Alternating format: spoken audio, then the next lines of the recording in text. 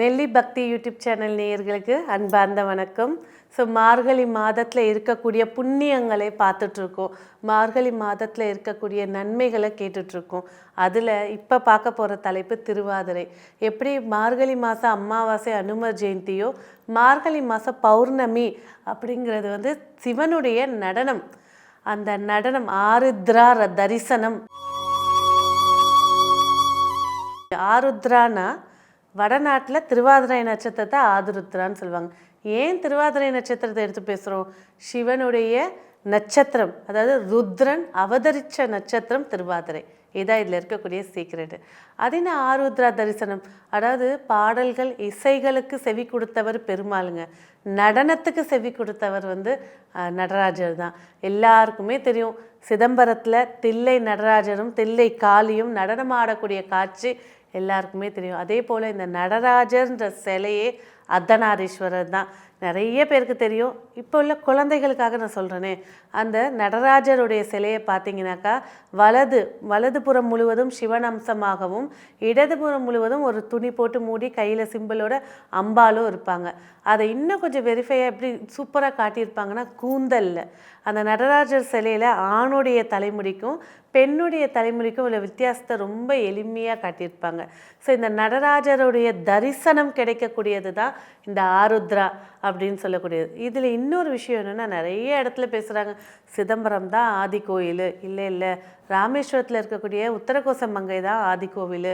எவ்வளோ விஷயங்கள் பேசினாலும் முதல்ல தோன்றிய கோவில் அப்படின்னாக்கா ராமேஸ்வரத்தில் இருக்கக்கூடிய உத்தரகோச மங்கை. உத்தரகோச மங்கைனா என்ன அர்த்தம்?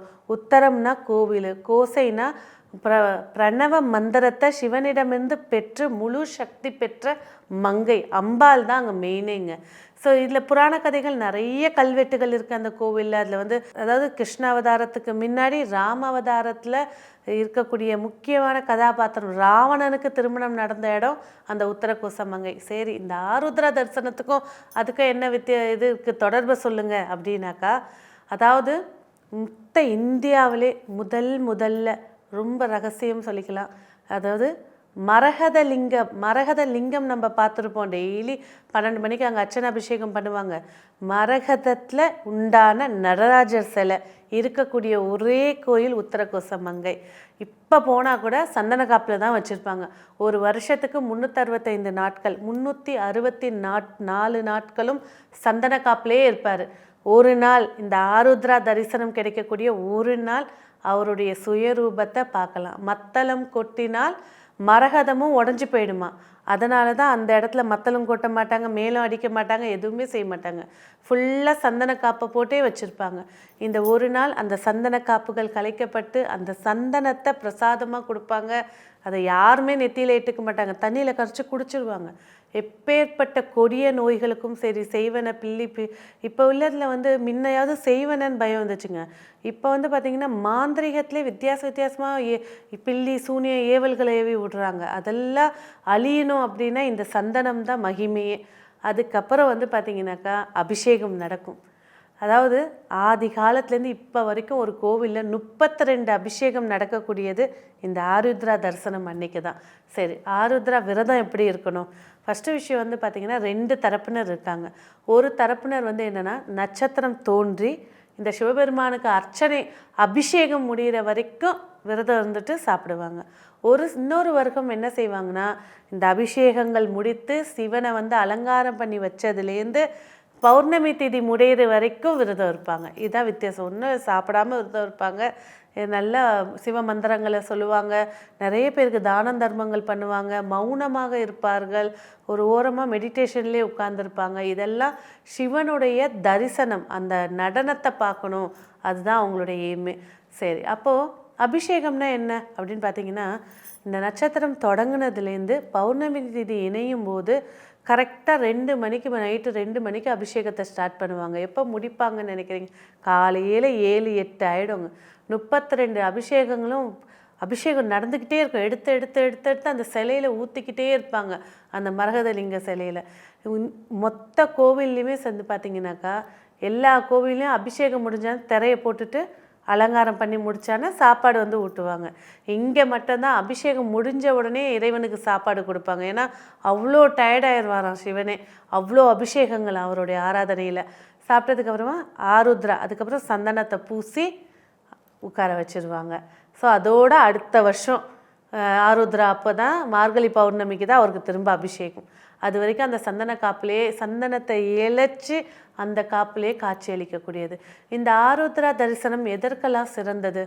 அதாவது ஆருத்ரா அர்த்தநாரீஸ்வரருடைய நடனம் அப்படின்னு சொல்லும்போது கண்டிப்பாக இல்லற வாழ்க்கையில் இருக்கக்கூடிய பிரச்சனைகள் நீங்கள் வாரிசுகள் உருவாக்கி கொடுக்க, வாழ்க்கையில் வளமான ஒரு வாழ்க்கையை ஏற்படுத்தி கொடுக்க. எப்போதுமே வந்து நம்ம கும்பிட்றது எப்படி கும்பிடுவோம்? எங்களுக்கு வந்து வீடு கொடுத்துரு, பணத்தை கொடுத்துரு, சந்தோஷத்தை கொடுத்துரு அப்படின்னு. சில பேர் கடன் அடைச்சி கொடுத்துரு. ஆனால் வயதானவர்கள் எப்படி கடைசி வரைக்கும் கை கால் சுகத்தோட ஆரோக்கியத்தோடு வாழ்கிற வாழ்க்கையை கொடு கேட்பாங்க. அதெல்லாம் இந்த ஆருத்ரா தரிசனம் அன்னைக்கு உடம்பில் இருக்கக்கூடிய இத்தனை கோடி நரம்பு மண்டலங்களை சீர்படுத்தி கொடுக்கறதுக்கான தரிசனம் தான் இந்த ஆருத்ரா தரிசனம். இந்த சிவனுடைய தரிசனம் எல்லா சிவன் ஆலயங்கள்லையும் இருக்கும். இதில் இன்னொரு வார்த்தை என்னென்னா திருவாதிரை களி. எல்லாருக்கும் கேட்டிருப்பாங்க. திருவாதிரை இன்னமும் தஞ்சாவூரில் இருக்கக்கூடிய பெரிய கோவிலில் ஒவ்வொரு மாதத்தில் இருக்கக்கூடிய திருவாதிரை நட்சத்திரம் அன்னைக்கு திருவாதிரை களி வந்து பிரசாதமாக கொடுப்பாங்க. அதாவது சேத்தனார் சொல்லக்கூடிய ஒரு சிவபக்தன் வந்து எப்போதுமே நான் சாப்பிட்றதுக்கு முன்னாடி ஒரு சிவபக்தனுக்கு தானம் கொடுத்துட்டு சாப்பிட்றது வழக்கமாக வச்சுருந்தாரு. ஒரு காலகட்டத்தில் வறுமையில் பிடியில் போனதுக்கப்புறமா எதுவுமே இல்லாத போது ஒரு அரிசியை புடைச்சி அது வெல்லத்தையும் பருப்புகளையும் போட்டு கிண்டி களி அப்படின்னு சொல்லி வச்சுருக்கும் போது யாரோ ரொம்ப துக்கத்துக்கு போனதுக்கப்புறம் சிவனே அடியாராக போய் உட்கார்ந்து அந்த பிரசாதத்தை வாங்கி சாப்பிட்டதாகவும், அதன் பிறகு அந்த கோவிலில் போய் பார்க்கும்போது அங்கங்கே அந்த களி செதறி இருந்துச்சான். எப்படி இது வந்துச்சு, இது என்ன பதார்த்தம்னே தெரியலையேன்னு எல்லாரும் வியந்து பார்த்தாங்களாம். அந்த அளவுக்கு ஒரு பக்தனுக்காக சிவனே இறங்கி வந்து சாப்பிட்டது தான் இந்த களி அப்படின்னு சொல்லக்கூடியது. அப்போது சிதம்பரத்தில் வந்து மிகப்பெரிய ஒரு திருவிழா நடக்கும்போது தேர் ஓட்டிட்டு இறைவன் ஊர்வலம் வரும்போது இந்த சேத்தனார் சொல்லக்கூடிய வீட்டு பகுதியில் வந்தானே தேர் நகரவே இல்லையா. அப்போ வந்து அசரீதி கேட்டுச்சான். மன்னன்லேருந்து பயந்துட்டாங்களாம். என்னது இது சவுண்டுன்னு. அசரீதி சிவனே வந்து பேசியதாகவும், சேத்தனாரே நீ பல்லாண்டு பாடு அப்படின்னு சொன்னேன்னா எனக்கு எப்படி பாட தெரியும் அப்படின்னா சிவனே அவருக்கு அருள் புரிந்து அந்த சிவனுக்கான பல்லாண்டை பாடி அந்த தேரை இழுத்துட்டு போய் இறைவனை உள்ளே வச்சாங்களாம். அதாவது எல்லா கதைகள்லையுமே வந்து பார்த்திங்கனாக்கா பக்தனுக்காக இறைவன் இறங்கி வந்ததை தான் காட்டியிருக்காங்க. அதாவது உண்மையான அன்புக்கு உண்டான சக்திகள் இதெல்லாம். அப்போது திருவாதிரை அன்னைக்கு இந்த மார்கழி மாதம் பௌர்ணமி கண்டிப்பாக சிவ ஆலயங்களுக்கு போங்க. நல்ல ஒரு நல்லெண்ணெய் ஊற்றி தீபம் ஏற்றுங்க. இறைவனுக்கு நடக்கக்கூடிய அபிஷேகத்தை பார்க்குறது தான் இங்கே இருக்கக்கூடிய சீக்ரெட்டே. அந்த அபிஷேக நாதனை அபிஷேகத்தில் பார்த்து முடிஞ்சால் வாங்கி கொடுங்க, இல்லையா அபிஷேகத்தை பார்த்து வழிபாடு பண்ணிட்டு வாங்க.